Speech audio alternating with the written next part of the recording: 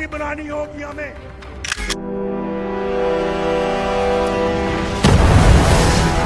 मोहब्बत का रिश्ता है, मैं आपका हूँ, आप मेरे हो।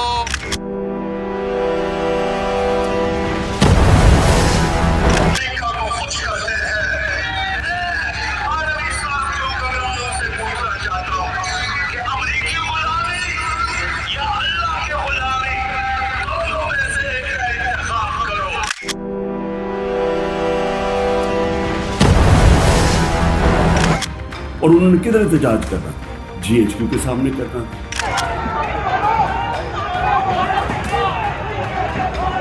General elections 2024। नाजरीन, सियासतदानों के दावे और कितनी सदाकत है कि इन दावों में कितनी हकीकत छुपी है ये तो बाद में ज़ाहिर होगी, लेकिन हमें किस किस्म का पाकिस्तान चाहिए, अवाम को किस किस्म का पाकिस्तान चाहिए, आज की वीडियो में उसका खुलासा करेंगे। लेकिन उससे पहले आपसे गुजारिश है कि हमारे चैनल को लाजमी सब्सक्राइब कर लें, बेल आइकन को लाजमी प्रेस कर लें और इस वीडियो को ज़्यादा शेयर करें और कमेंट सेक्शन में अपनी राय से आगाह करें। देन स्टे ट्यून विद अस।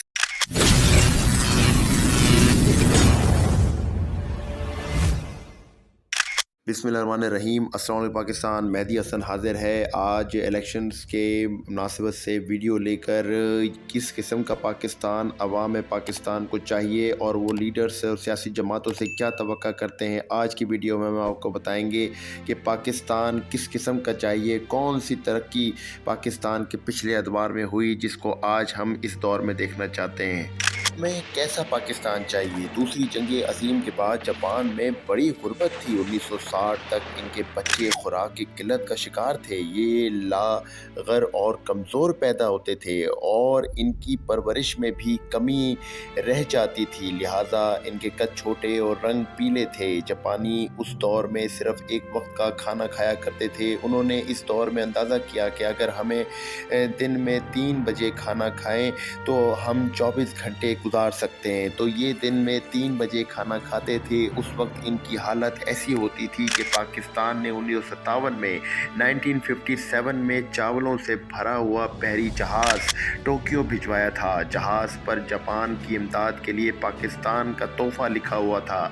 और इसकी तस्दीक और तस्वीरें बाकायदा अखबारों में शाया हुई थी और पूरे जापान ने हाथ जोड़कर हुकूमत पाकिस्तान का और आवाम का शुक्रिया अदा किया।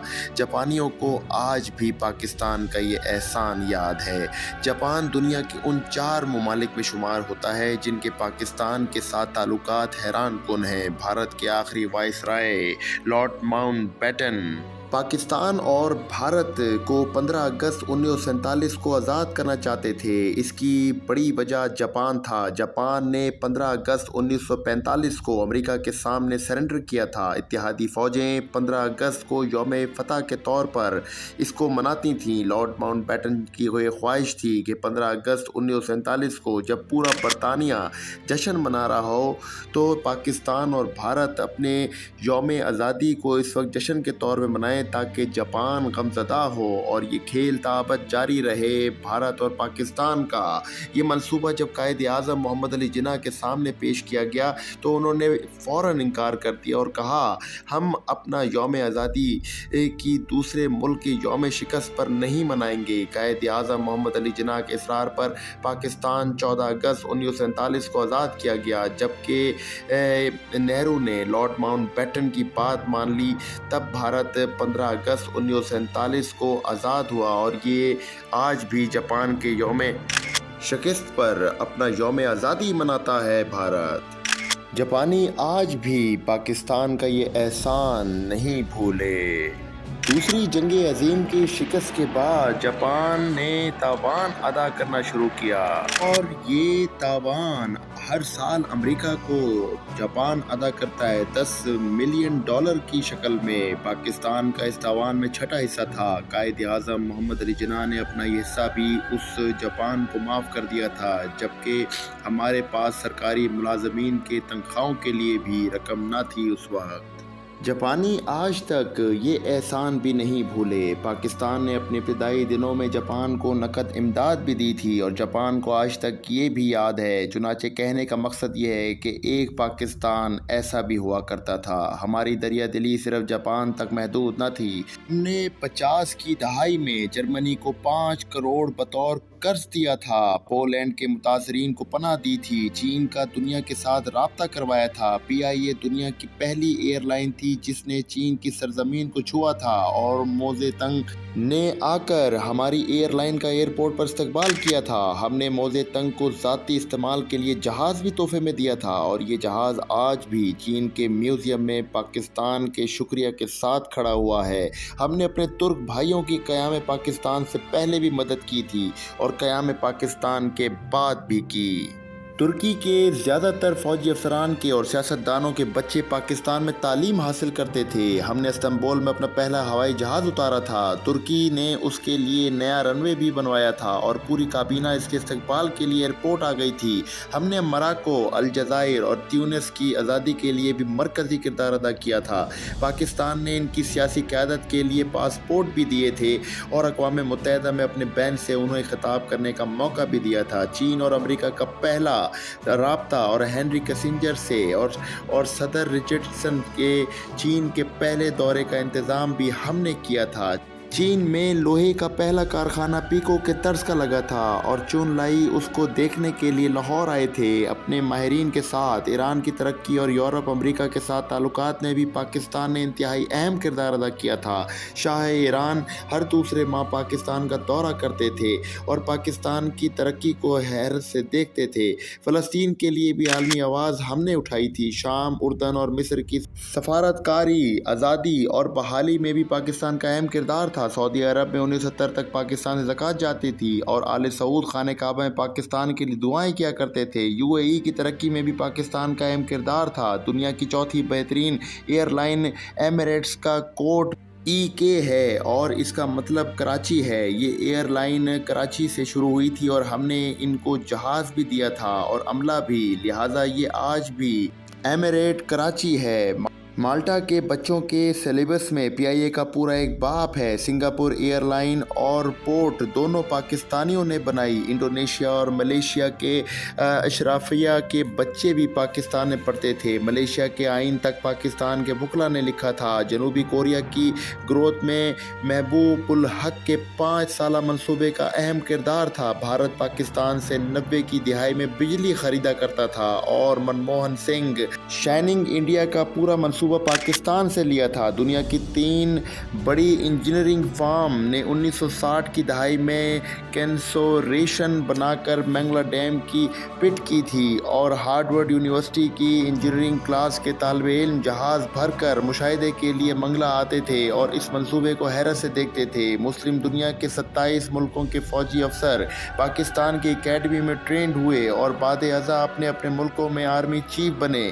UAE کے فرمانروا زید بن سلطان 1970 کی دہائی تک پاکستان کے دورے پر آتے تھے۔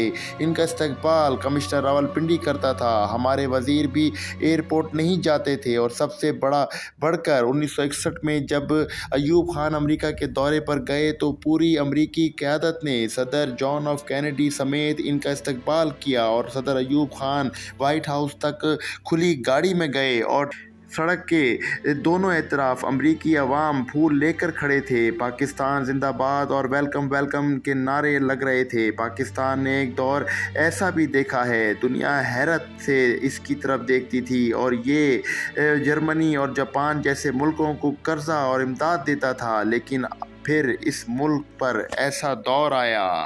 ہم پوری دنیا میں ویزے کے بغیر سفر کرتے تھے اور آج وقت یہ ہے کہ ہمیں افغانستان کے ویزے کے لیے بھی لائن میں کھڑا ہونا پڑتا ہے۔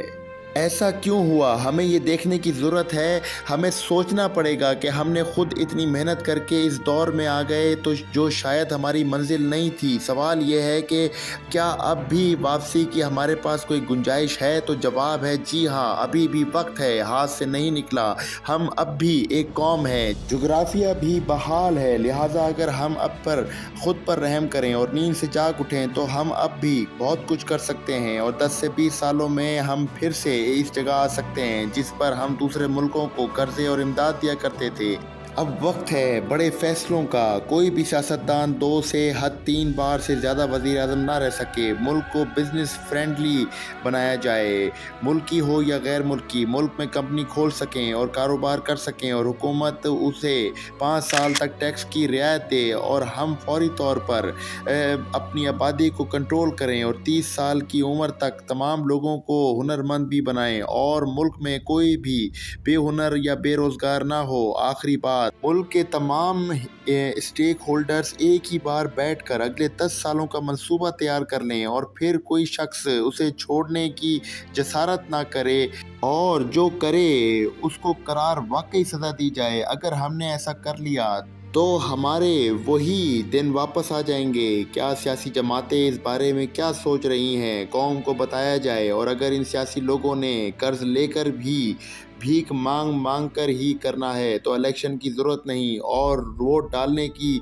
क्यों कि हमें ऐसा पाकिस्तान चाहिए जो हमने बताया है। दुआ है अल्लाह अपने महबूब के सदक़े में इस कौम को फिर ऐसा करम अता फरमाए कि हमारा मुल्क और कौम और आने वाली नस्लें क़यामत तक तरक्की पजीर रहें और तरक्की करती रहें। नाज़रीन, आपको हमारी ये वीडियो और इन्फॉर्मेशन कैसे लगी कमेंट सेक्शन में अपनी राय से आगाह करें। हमारे चैनल को सब्सक्राइब करें और इस वीडियो को ज़्यादा शेयर करें ताकि ये दूसरों तक इन्फॉर्मेशन पहुँच सके।